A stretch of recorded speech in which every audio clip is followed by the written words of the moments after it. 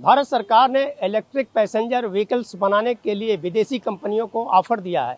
अगर वो इंडिया में अपनी कंपनी लगाती हैं तो उन्हें कई योजनाओं का लाभ मिल सकता है। भारत सरकार ने देश में इलेक्ट्रिक पैसेंजर व्हीकल्स के निर्माण को बढ़ावा देने के लिए नई स्कीम रिसीट गाइडलाइन जारी की है और इसके तहत जो कंपनियां भारत में मैन्युफैक्चरिंग यूनिट लगाने के लिए कम से कम 4,150 करोड़ का निवेश करेंगी, उन्हें हर साल 8,000 इलेक्ट्रिक कारें सिर्फ 15% इंपोर्ट ड्यूटी पर लाने की अनुमति दी जाएगी।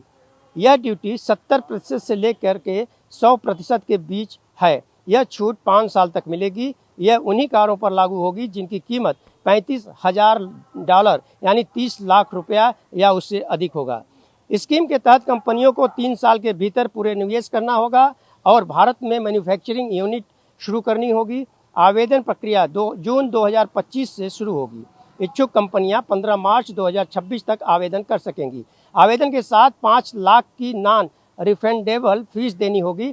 कंपनियों को वित्तीय मापदंड भी पूरे करने होंगे। निवेश में नए प्लांट मशीनरी भी लगाने होंगे और इंजीनियरिंग जो शामिल है, जमीन की लागत भी शामिल होगी और मुख्य प्लांट और यूटिलिटी के लिए बिल्डिंग निर्माण की अनुमति बशर्ते ये कुल निवेश 10% से ज़्यादा न हो। तो मैं आपको बताना चाहूँगा कि इलेक्ट्रिक व्हीकल्स जो पैसेंजर की हैं वो बड़े पैमाने पे प्रदूषण को नियंत्रित करती है और इसी को ध्यान में रखते हुए केंद्र सरकार देखा जाए तो राज्य सरकार को भी कहा है और बड़े पैमाने पे जो है इस तरह के इलेक्ट्रिक व्हीकल्स की कंपनियां को ऑफर दिया गया है। अब देखने की बात यह होगी कि विदेशी कंपनियां भारत में आकर के कितना निवेश करती हैं। आन टीवी न्यूज़ के लिए कैमरामैन बाला के साथ हरीश तिवारी।